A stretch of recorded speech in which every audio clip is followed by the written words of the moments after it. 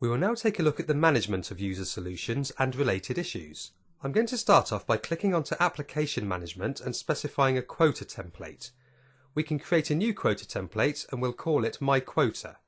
Notice we can provide as part of the quota a limit of storage, so we will choose for this instance 100 megabytes and to be warned by email when the site collection reaches 80 megabytes.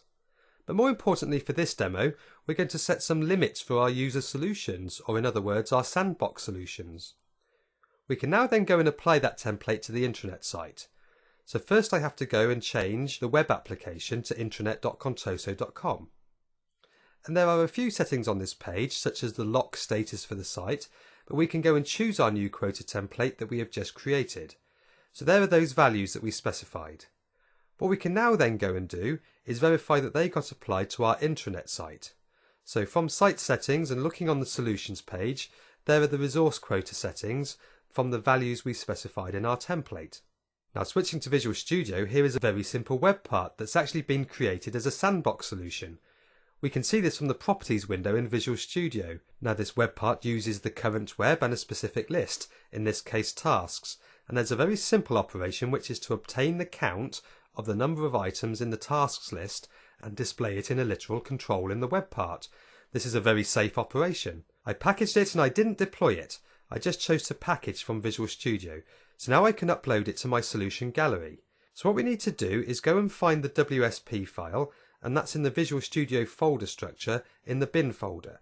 So there we have myusersolution.wsp. So we can simply upload that to the solution gallery. We can now choose to activate it. So this is a crucial concept.